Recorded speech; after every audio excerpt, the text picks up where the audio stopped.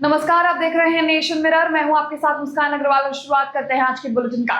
शनिवार को महाराष्ट्र के पूर्व मंत्री बाबा सिद्दीकी की हत्या करने वाले तीनों हमलावरों को पुलिस कांस्टेबल पर मिर्ची पाउडर फेंकने का आरोप लगा है। ये वही तीनों पुलिस कांस्टेबल हैं जो उस वक्त सिद्दीकी की सुरक्षा में तैनात थे। सूत्रों के मुताबिक 3 बार विधायक रह चुके बाबा सिद्दीकी की हत्या तब की गई जब वे शनिवार शाम अपने बेटे विधायक जीशान सिद्दीकी के कार्यालय से बाहर निकल रहे थे। यह घटना मुंबई के बांद्रा ईस्ट इलाके की है।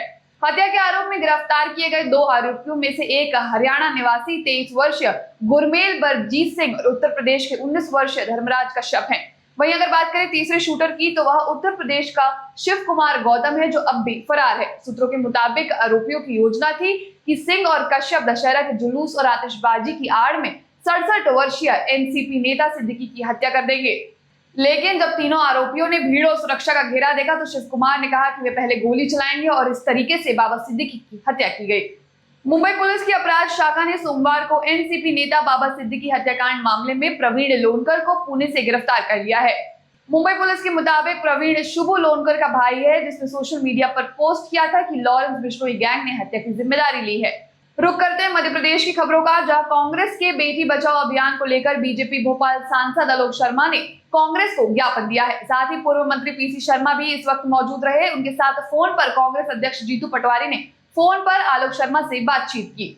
पर एक निवेदन और करना चाहता हूँ, आप सब लोग मिलकर जो महिलाओं और बहनों और बेटियों के संवेदनशील मुद्दे पे ज्ञापन देने के लिए आए हैं, तो चूंकि आप कांग्रेस पार्टी के प्रदेश के अध्यक्ष हैं, मेरा ऐसा निवेदन है कि आप इस बात का भी समीक्षा करें कि हमारी कांग्रेस पार्टी में कब कब कौन कौन से नेताओं ने बहनों को लेकर, बिटियाओं को लेकर किस किस प्रकार के स्टेटमेंट दिए। मुझे लगता है कि इन प्रकार के स्टेटमेंट से बचना चाहिए, क्योंकि बहन, बिटिया, माँ बहनें जो होती हैं कहीं ना कहीं समाज का संवेदनशील मुद्दा होता है।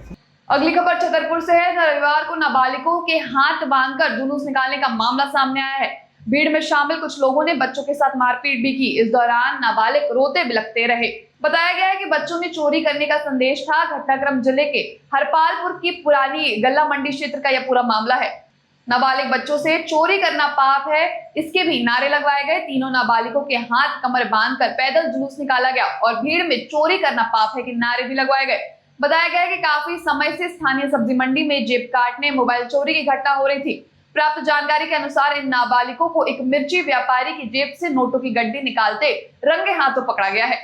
अगली खबर मध्य प्रदेश के बैतूल से है, जहां दोपहर तेज बारिश होने के चलते घर के सामने ओवरफ्लो हो रही नाली में मासूम का पैर फिसल गया और वह लगभग आधा किलोमीटर दूर बह गया, जिससे बच्चे की मौत हो गई। मध्य प्रदेश के देवास शहर के बीमा रोड स्थित मीनाक्षी कॉलोनी में एक ऐसी घटना सामने आई है जहां एक महिला ने अपने प्रेमी के साथ मिलकर अपने ही पति की हत्या कर दी। इस घटना में चोरी की एक झूठी कहानी पत्नी ने पुलिस को बताई थी, लेकिन पुलिस की सख्त पूछताछ और गहन जांच के बाद सच्चाई सामने आ गई है। पुलिस ने षड्यंत्री पत्नी को गिरफ्तार कर लिया। महिला का प्रेमी और उसका एक साथी फरार है, जिन्हें पुलिस अभी भी तलाश कर रही है। इस घटना में आइए सुनाते हैं आपको दिशेश अग्रवाल सीएसपी देवास की पूरी बात। ये थाना सिविल लाइन क्षेत्र की घटना है। सुबह लगभग 9:30 बजे अस्पताल एमजीएच से सूचना प्राप्त हुई थी। कांता करकेटा नाम की महिला, वो अपने पति विश्वास करकेटा को घायल अवस्था में इलाज उपचार हेतु अस्पताल लेके आई थी और उपचार के दौरान उनकी मृत्यु हो गई। जब उनसे पूछताछ की गई तो उनके द्वारा बताया गया कि लगभग 8 बजे के आसपास सुबह 2 अज्ञात व्यक्ति उनके घर पर आए और उनके द्वारा जो है वो चोरी की नीयत से घर में घुसे और उनका मोबाइल और कीमती सामान चोरी किया। साथ में जैसे ही उनके पति की नींद खुली आहट के कारण, तो हथौड़े से उनके द्वारा उन पर वार किया गया, जिस कारण उपचार के दौरान उनकी मृत्यु हो गई। इस पर से थाना सिविल लाइन पर मर्ग पंजीबद्ध किया गया। मर्ग पश्चात जाँच पूरी होने के पश्चात अपराध पंजीबद्ध किया गया और अपराध की जो इन्वेस्टिगेशन है उसके दौरान जो फैक्ट सामने आ रहे थे वो प्योरली कॉन्ट्रडिक्टरी थे। जो महिला ने पूरी डिटेल जो जानकारी दी थी, जिस पर आसपास के सीसीटीवी कैमरे खंगाले गए, आसपास के लोगों से पूछताछ की गई और सीडीआर एनालिसिस बाकी सारी चीजें भी। अगली खबर की ओर बढ़ते हैं, जहां अगर मालवा उज्जैन मार्ग पर एसडीएम ऑफिस के समीप सुबह 10 बजे एक अज्ञात 4 पहिया वाहन ने कार को टक्कर मार दी, जिसमें कार में सवार 2 लोगों की मौके पर ही मौत हो गई और 3 लोग घायल हुए हैं।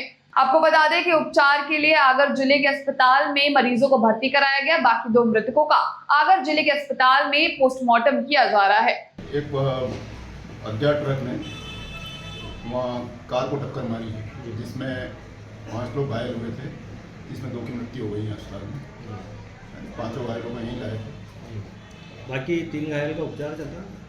हाँ, 3 घायलों का उपचार चल रहे हैं। बढ़ते हैं छत्तीसगढ़ की ओर, जहां कुख्यात गैंगस्टर अमन साहू को आधी रात को कड़ी सुरक्षा के बीच झारखंड के सरायकेला जेल से रायपुर लाया गया है। अमन साहू ने खुद को लॉरेंस बिश्नोई गैंग का सदस्य बताया और बताया जा रहा है कि बिश्नोई का करीबी सहयोगी था। इस बात की पुष्टि रायपुर पुलिस अधीक्षक एसपी ने भी की है।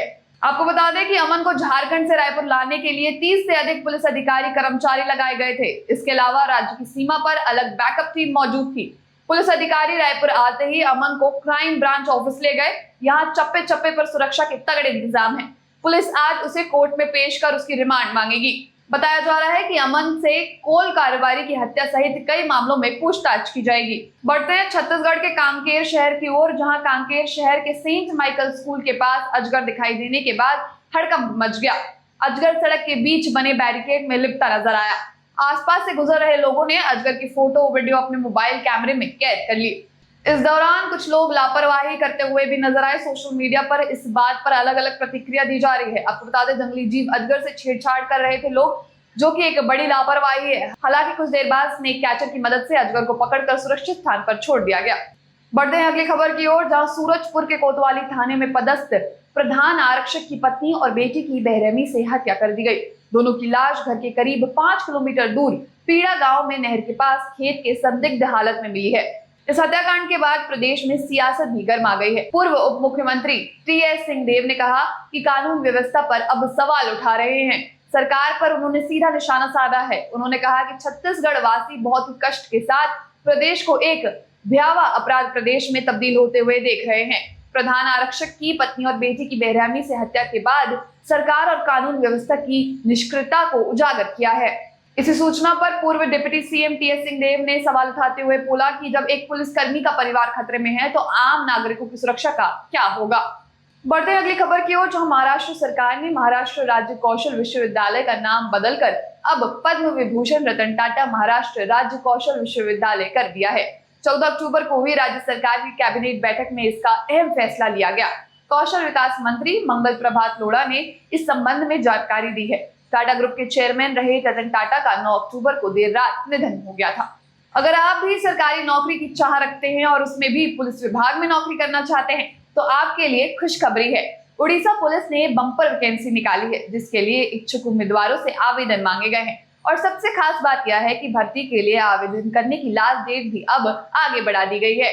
आपको बता दें कि अब उम्मीदवार उड़ीसा पुलिस में सिपाही कांस्टेबल भर्ती 2024 के लिए 30 अक्टूबर तक आवेदन कर सकेंगे। विभाग ने कुल 1360 पदों पर नई भर्तियां निकाली हैं। इस वक्त की बुलेटिन में केवल इतना ही। हमारे साथ बने रहिए और देखते रहिए नेशन मिरर।